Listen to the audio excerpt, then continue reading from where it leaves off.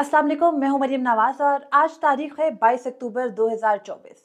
पाकिस्तान में 26वीं आईनी तरमीम के निफाज को एक दिन मुकम्मल हो चुका और इस निफाज के बाद आईने पाकिस्तान बिलखसूस अदलिया के लिए यकसर तब्दील हो चुका है। 26वीं आईनी तरमीम के खिलाफ सुप्रीम कोर्ट ऑफ पाकिस्तान में एक दरख्वास्त तो आज दायर हुई, लेकिन मजीद दरख्वास्तें भी दायर होने का इम्कान है। उन दरख्वास्तों के दायर होने का वक्त क्या होगा, उनका मुस्तकबिल क्या होगा और उसके अलावा अगला चीफ जस्टिस ऑफ पाकिस्तान कौन होगा, जो इस वक्त सबसे बड़ा सवाल है, जिसके बारे में मुख्तलिफ चमगोइयाँ चल रही हैं, उस पर भी इंफॉर्मेशन आपके साथ शेयर करती हूँ। और ये भी कि सुप्रीम कोर्ट ऑफ पाकिस्तान के अंदर के हालात क्या हैं, वो जजेस जो बराह रास्त इस आईनी तरमीम के मुतासरा फरीक है वो क्या कर रहे हैं और सोच रहे हैं, इससे मुतालिक इस व्लॉग में बात करते हैं। और आइंदा आने वाले दिन, बिलखसूस 3 दिन जो कि चीफ जस्टिस काजी फैजीसा की रिटायरमेंट के 3 दिन है, उनमें क्या कुछ हो सकता है ये भी आपके सामने तफसील से रखूंगी। तो आज यानी 4 बजे 22 अक्टूबर को वो 12 रुकनी कमेटी जो कि 26वीं आईनी तरमीम के बाद क़याम अमल में आई,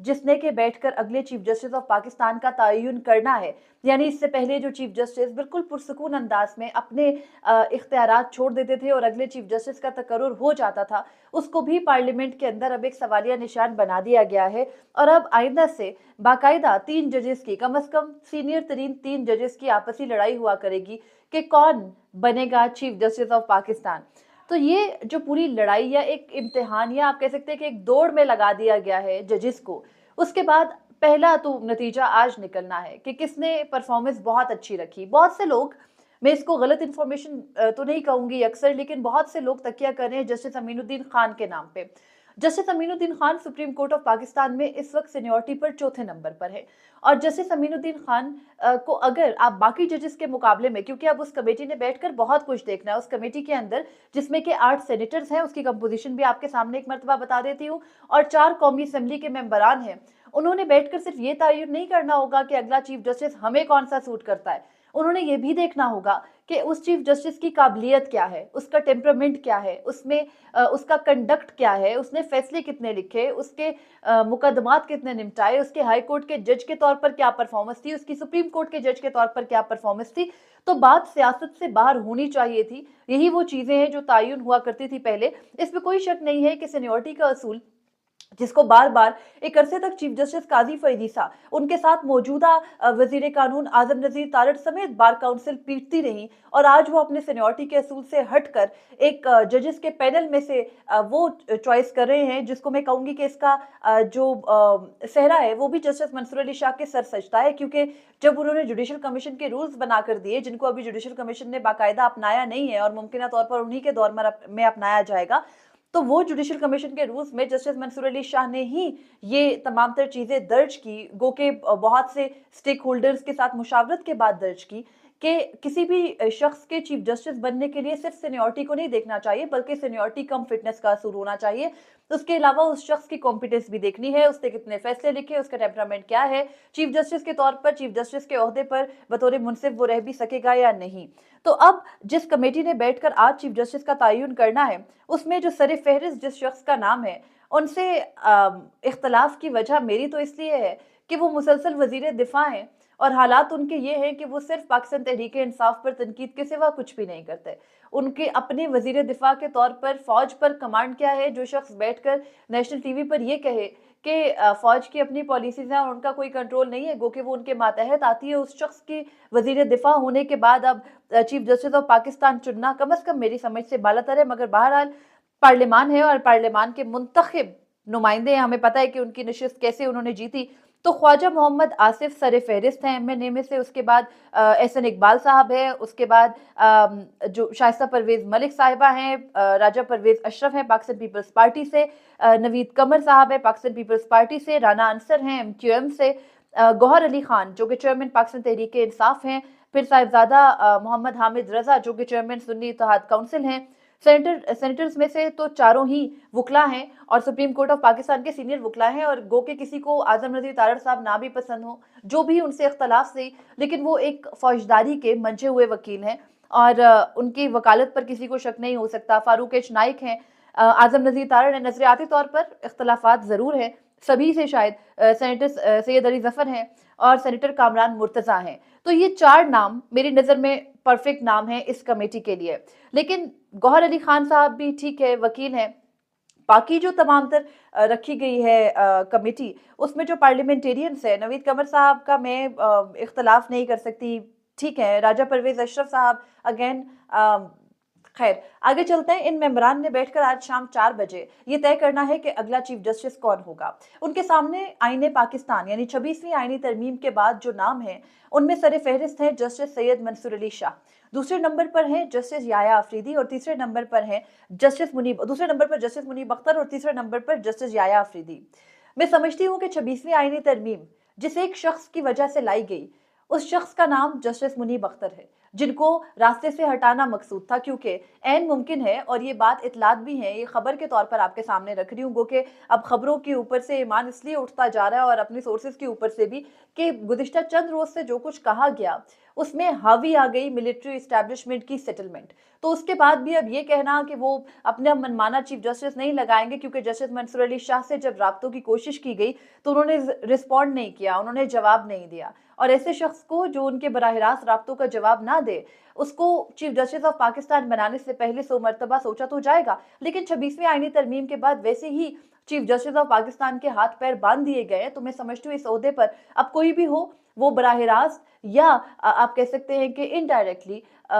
यानी बिलवास्ता या बिला वास्ता, वो इस्टेब्लिशमेंट के ही, फौजी इस्टेब्लिशमेंट के मरहून मिन्नत होगा। तो अब चीफ जस्टिस सैयद मंसूर अली शाह बन सकते हैं, क्योंकि वजह यह है कि जब बैठकर कमेटी ने तय करना है तो उनके पास सिवाय मखसूस नशिस्तों के फैसले पर, मखसूस नशिस्तों के वजाहत के बाद, वजाहतें आने के सिलसिले के बाद, उनके पास कुछ ऐसा नहीं है कि वो जिसको जस्टिस सैयद मंसूर अली शाह के खिलाफ इस्तेमाल कर सके। माजी में जस्टिस सैयद मंसूर अली शाह, बल्कि माजी करीब में, अब से कुछ महीने पहले,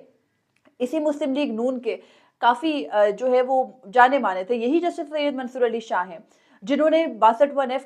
का भी फैसला बैठकर चीफ जस्टिस काजी फरीसा के साथ दिया। यही जस्टिस सैयद मंसूर अली शाह है जिन्होंने नैब तरामीम उस वक्त जस्टिस बंदयाल और जस्टिस इजाजुल एहसन के खिलाफ जाकर बरकरार रखी थी। यही जस्टिस सैयद मंसूर अली शाह है जिन्होंने supreme court practice and procedure के ज़ाब्ते भी तय किए और उसमें भी चीफ जस्टिस काजी फरीसा का साथ दिया। यही जस्टिस सैयद मंसूर अली शाह हैं जिन्होंने माजी में चीफ जस्टिस काजी फरीसा को चीफ जस्टिस काजी फरीसा बनाने में किरदार अदा किया। और उसके अलावा ये सारी बातें अगर इन सियासी केसेस से हटकर भी हम देखें तो यही जस्टिस सैयद मंसूर अली शाह हैं जिन्होंने आज तक जो अदलिया का निज़ाम हो, भले बार पॉलिटिक्स के से मावरा होकर मैं बात कर रही हूँ, मैं उसमें नहीं जाना चाहती, लेकिन जस्टिस सैयद मंसूर अली शाह की कॉम्पिटेंस के ऊपर या उनके एक बेहतरीन जज होने के ऊपर तो शक ना पाकिस्तान पीपल्स पार्टी को है, ना ही मुस्लिम लीग नून को है। और इसका इजहार उनके अपने जो मुख्तलिफ रहनुमा हैं वो वक्तन फ़वक्तन करते आए हैं। तो इस बात का जो बार बार एक अंदेशा जाहिर किया जा रहा है, बल्कि वो लोग खास तौर पर ये बात कर रहे हैं जो डायरेक्टली पिंडी से खबरें लेते हैं या उनके सोर्सेज उधर हैं, वो ये कह रहे हैं कि justice Yahya Afridi chief justice of Pakistan होंगे। जस्टिस याया अफरीदी को जितना मैं जानती हूँ, जितने अरसे से मैं सुप्रीम कोर्ट, कोई बहुत अरसा नहीं है लेकिन उतने ही अरसे से justice Yahya Afridi supreme court के जज है जितने अरसे से मैं सुप्रीम कोर्ट कवर कर रही हूँ। तो जस्टिस याया अफरीदी जब से सुप्रीम कोर्ट ऑफ पाकिस्तान आए, ये बात दुरुस्त है कि मियां साकिब निसार ने उनको उनकी कॉम्पिटेंस के बेस पर पहले सुप्रीम कोर्ट नहीं लाया था, जिसकी वजह से जस्टिस याया अफरीदी जूनियर जज हैं जस्टिस मुनीब अख्तर से। लेकिन जस्टिस याया अफरीदी, क्योंकि जस्टिस याया अफरीदी जब पेशावर हाई कोर्ट के चीफ जस्टिस थे तो उस वक्त ही मुनीब अख्तर को लाया गया था सुप्रीम कोर्ट में, और जस्टिस मुनीब अख्तर जूनियर जज थे, गालिबन चौथे नंबर से सुप्रीम कोर्ट लाए गए थे सिंध हाई कोर्ट से। उस वक्त बारी बनती थी जस्टिस याया अफरीदी की, और फिर जस्टिस याया अफरीदी को बाद में लाया गया, और यूं जस्टिस मुनीब अख्तर उनसे सीनियर है, और इसी वजह से ये सीनियरिटी का जो 3 का इकट्ठा एक लेवल है वो इस वजूहात की वजह से। और यही वजह है कि जस्टिस याया अफरीदी ने मुख्तलिफ मौक़ों पर, ख़ास तौर पर जस्टिस साकिब निसार के लिए गए सुमोटोस में कभी भी बैठने की जहमत नहीं की, हमेशा इख्तलाफ किया, हमेशा अलग हुए। जस्टिस याया अफरीदी का मिजाज ये है कि वो खुद को तनाज़ात से दूर रखते हैं, वो इन मामलात से भी खुद को दूर रखते हैं जिसमें उनको एक रत्ती बराबर भी ये शक हो कि वो मुतनाज़ हो सकते हैं। और इसी उनके मिजाज की वजह से 26वीं आईनी तरमीम में एक शिक शामिल की गई है, और वो ये कि अगर तीसरे नंबर के जज को मुंतखब किया जाए या पहले दो तीन में से किसी एक जज को, और वो कमेटी की सिफारिश के बावजूद बैठना छोड़ दे, क्योंकि in the end of the day ये तो जज की स्वाबदीद है कि वो चीफ जस्टिस बनना चाहे या ना बनना चाहे, तो फिर बाकी दोनों में से देखा जाएगा। और अगर बाकी दोनों भी मना करेंगे, उसमें रफ जो लफ्ज लिखा गया है वो अपॉन रिफ्यूजल या अपॉन उसमें लिखा है कि अगर कोई जज माजरत करेगा पहले तीनों में से, तो चौथे को कंसिडर किया जाएगा। तो पहले तीन में से मैं तो नहीं समझती कि अगर जस्टिस याया अफरीदी को बनाकर उसके बाद जस्टिस मुनीब अख्तर और जस्टिस मंसूर अली शाह को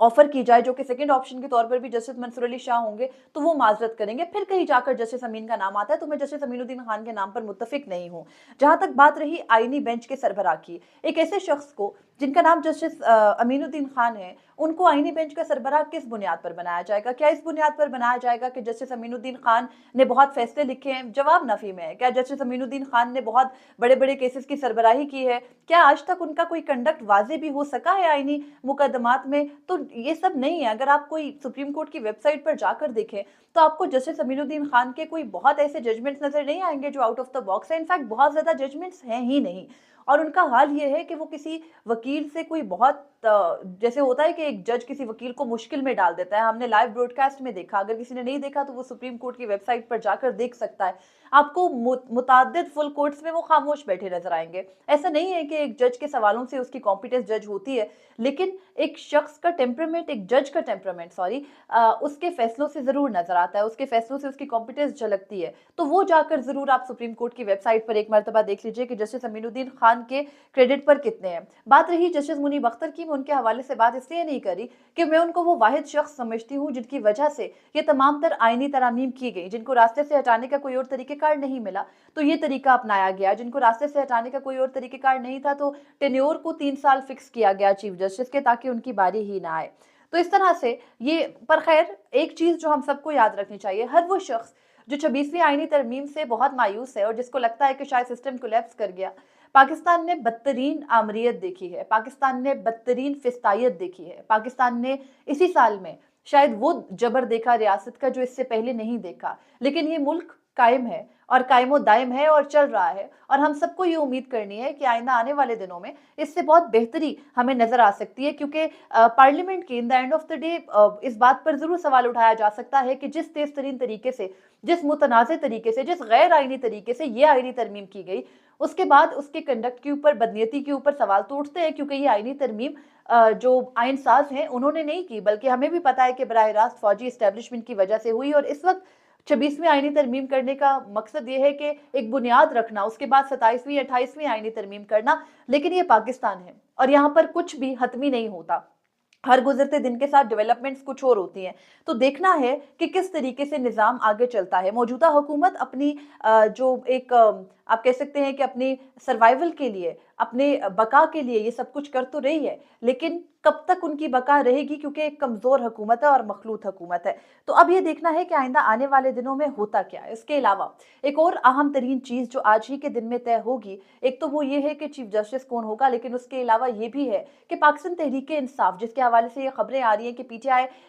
जो ये कमेटी है, खसूसी कमेटी, इसका बाइकआउट करी है, तो ये उनकी बहुत बड़ी गलती होगी। पाकिस्तान तहरीक इंसाफ के पास इस कमेटी के अंदर 3 वोट हैं। वो 3 वोट अगर जमीयत उलमा इस्लाम और पाकिस्तान पीपल्स पार्टी के साथ उनके नजरियाती तौर पर इख्तलाफ जरूर है, लेकिन अगर रसूली तौर पर मिल जाते हैं तो 2/3 अक्सरियत उनको हासिल होगी। और 2/3 अक्सरियत हासिल होने से जस्टिस मंसूर अली शाह, जिनसे कि पाकिस्तान पीपल्स पार्टी को कोई इख्तलाफ नहीं है, और ये खबर है और ये इतलात है कि बाकायदा मौलाना फजल रहमान ने जब इस तरमीम में वोट देने का फैसला किया तो एक चीज उन्होंने तय की कि किसी शख्स के लिए नहीं होगा और आइंदा के chief justice justice Mansoor Ali Shah होंगे, ताकि इस तासुर को जाहिर किया जा सके कि ये तरमीम किसी एक शख्स के लिए, खासतौर पर जस्टिस मंसूर अली शाह को रास्ते से हटाने के लिए नहीं आई। तो मोर और लेस जस्टिस मंसूर अली शाह एक नॉमिनी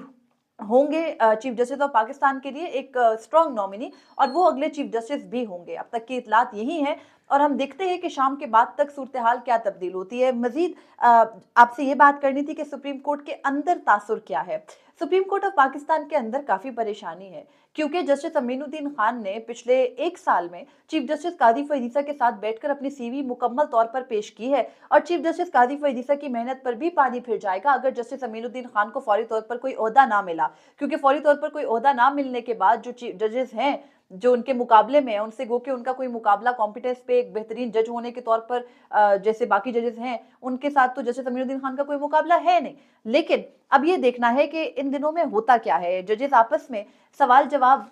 सलाम दुआ से भी चले गए हैं। और ये भी इतलात है कि सुप्रीम कोर्ट ऑफ पाकिस्तान के अंदर जो चीफ जस्टिस कादिर फैज़ के अलविदाई इशाइये और अलविदाई फुल कोर्ट होना है, उसमें एहतजाजन ये सारे जजेस शरीक मुताद्दिद जजेस शिरकत नहीं करेंगे। एक जाने वाले चीफ जस्टिस के लिए जिसका दौर पिछले एक साल एक माह में बदतरीन इंसानी हकूक की खिलाफ वर्जियों से भरा रहा, जिस मुनसिफ का दौर ये रहा कि उन्होंने अपने दौर में किसी भी किस्म के गो के अब तो सुप्रीम कोर्ट का खुद नोटिस का इख्तियार खत्म हो चुका, लेकिन तब तो था आपने किसी भी मामले में बुनियादी इंसानी हकूक को तरजीह नहीं दी, बल्कि चीफ जस्टिस कादिर फैज़ का दौर Pakistan Tehreek Insaf versus chief justice Qadir फैज़ गुजरा। कहीं पाकिस्तान तहरीक इंसाफ को रास्ते से हटाना हो, कहीं उनके आज़ाद अरकान को आपने अगर ना दिया होता 13 जनवरी का फैसला, तो आज वो टूट के हुकूमत के साथ ना मिलते और पाकिस्तान तहरीक इंसाफ इस तरह से तितर बितर ना होती। तो तमाम तर चीज़ों का सर, तमाम तर चीज़ों के खुरे जाकर मिलते हैं मौजूदा चीफ जस्टिस ही से। इस मुल्क की तबाही मैं तो कहूँगी, या इस मुल्क की इस वक्त तक की जो एक अदम इस्तेहकाम है, उसका सेहरा उनके सर जाता है। और उनकी इन तमाम तर इकदामात की वजह से वो सारे इकदाम जो उन्होंने अपनी तरफ से अच्छे करने की कोशिश भी की, वो भी मल्टीप्लाई बाय ज़ीरो हो गए। तो अब तक के लिए इतना ही था। चीफ जस्टिस लगेंगे, मैं मज़ीद तफसीलात भी आपके सामने रखूंगी। मुझे इजाज़त दीजिए। अल्लाह हाफ़िज़।